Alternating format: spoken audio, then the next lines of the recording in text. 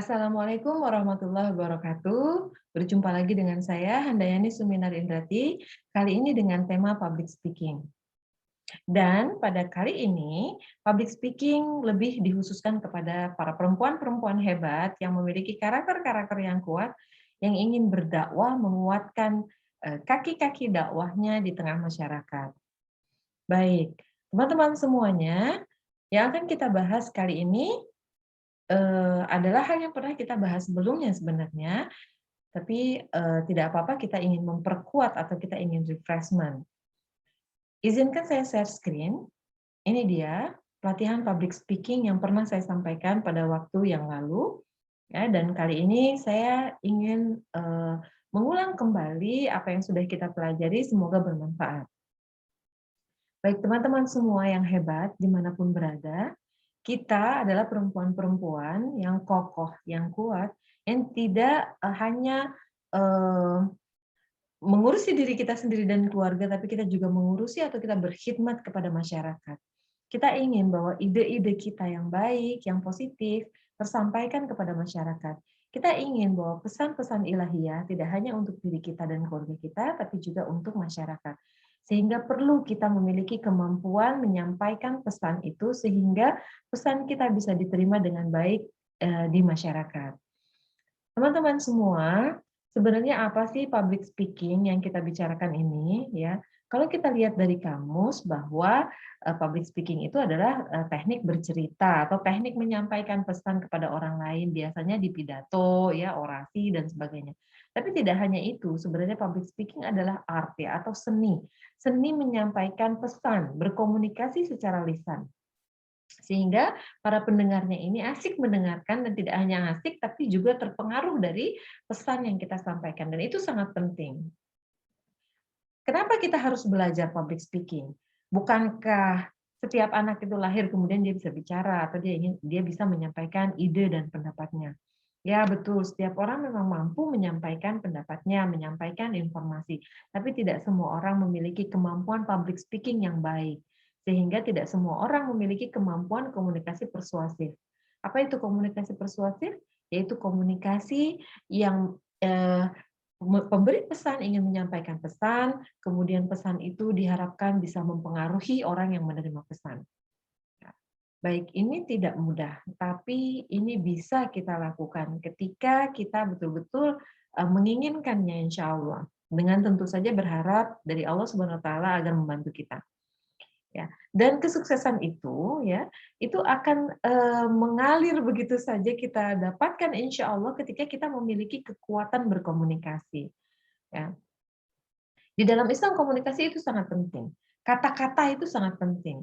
Kita bisa buktikan bahwa seseorang yang haram itu bisa menjadi halal dengan kata-kata. Itu ijab kabul. Ya. Dan eh, berbagai janji itu bisa apa namanya kita ucapkan gitu ya, dan itu menjadi penting dalam hidup kita. Ketika kita berjanji, bernazar misalnya, itu juga dengan kata-kata. Dan ketika kita masuk ke dalam Islam, itu dibutuhkan kata-kata, yaitu syahadat. Sehingga kata-kata ini menjadi sangat penting. Dan kalau kita lihat Islam itu banyak sekali berbicara tentang kata-kata. Ya, banyak sekali ayat-ayat yang bercerita tentang itu dan kita akan bahas di waktu yang lain. Ya. Kali ini kita ingin tahu tentang public speaking secara umum dulu. Ya, bahwa public speaking ini adalah bagaimana kemampuan seseorang untuk mendeliver atau menyampaikan pesan, kemudian mengentertain. Jadi ketika kita bicara tuh nggak monoton gitu, asik lah gitu ya. Ketika orang mendengar tuh, oh seru juga nih pembicaraannya. Kayaknya boleh juga tuh saya dengerin, atau boleh juga ini informasinya penting kayaknya buat saya gitu ya. Dan kemudian to persuade ya, atau mempengaruhi. Ini penting banget, ini yang namanya komunikasi persuasif. Ya.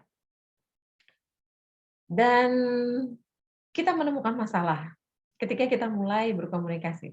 Apa itu masalahnya? Ini kayaknya masalah umum yang dihadapi tidak hanya orang lain, saya juga gitu ya. I'm not good enough, saya nggak bagus-bagus, aduh saya tuh nggak bagus beneran, saya tuh apalah gitu ya. Saya mah apa atuh gitu ya. Not confidence, nggak percaya diri. Akhirnya ketika nggak percaya diri, "Udah kamu aja deh yang maju, udah kamu aja deh yang bilang, aduh sebenarnya saya pengen ngomong nih, tapi saya nggak berani. Aduh sebenarnya saya pengen nanya," dan seterusnya, ya. Dan, saat itu kita akan menyesal ketika kesempatan ada, tapi kita tidak melakukannya. Ketika kesempatan itu sudah berlalu, gitu. Nah, maka itu, perlu kita untuk mengambil kesempatan dalam berkomunikasi dan kita harus siap kapan pun dan dimanapun, ya. Ini juga masalahnya demam panggung ya. Kita kalau udah ketemu sama orang ya, yang strata sosialnya tinggian dikit, kita udah grogi ya, udah ngeper. Kalau kita lihat, yang ilmunya banyakan dikit rasanya atau gelarnya lebih tinggi dari kita langsung minder gitu. Nah ini, perlu ya kita ketahui bahwa apa yang kita sampaikan adalah kebenaran.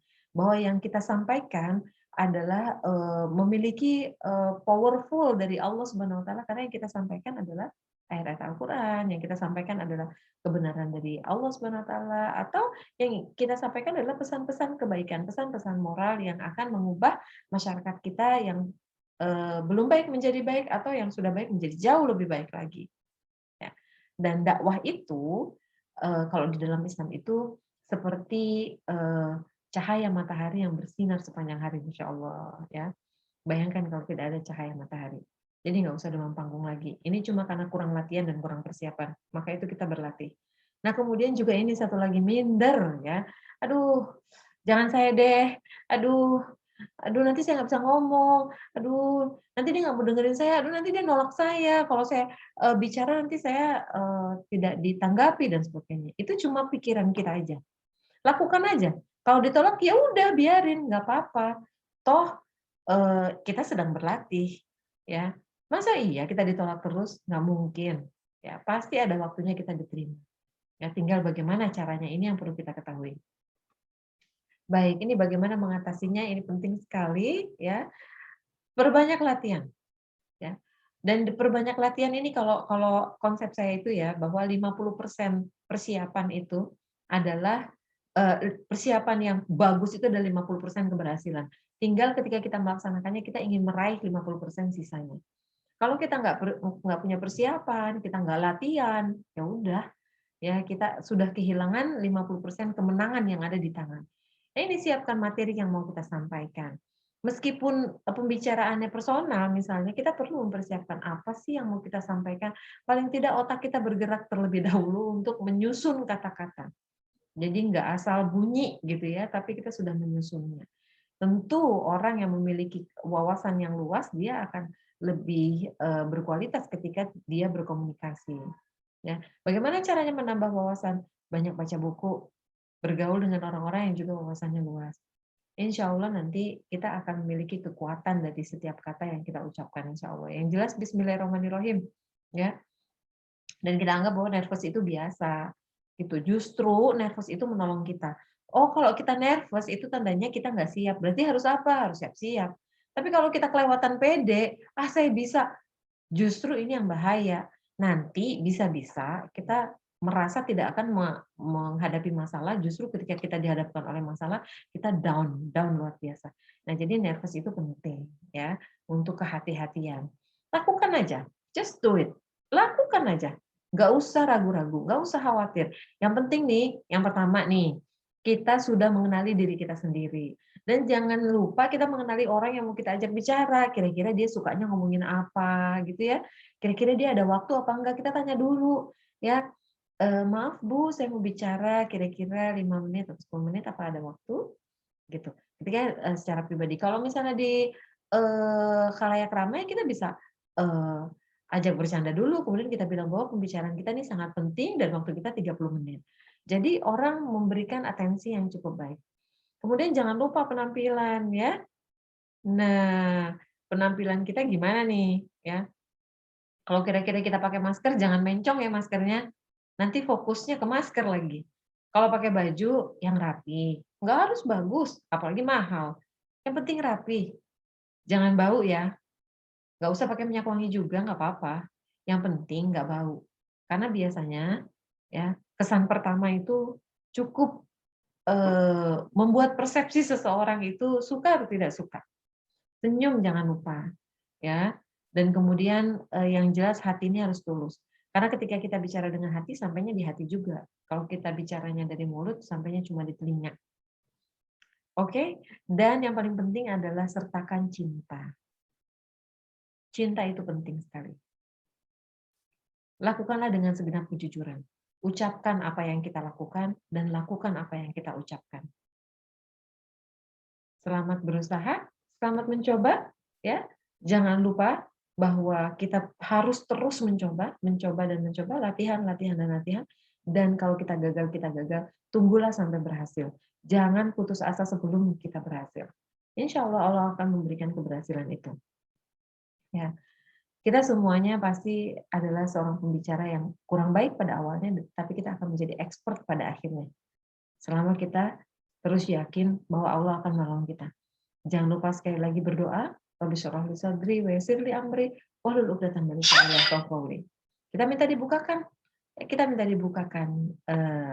hati, kita minta dibukakan pikiran mereka agar mereka bisa menerima pesan yang kita sampaikan. Baik, see you on top. Kita akan berhasil. Selamat menyambut keberhasilan dan sampai jumpa lagi. Terima kasih banyak atas atensinya dan kita akan berjumpa lagi di materi-materi selanjutnya. Tunggu. Wassalamualaikum warahmatullahi wabarakatuh.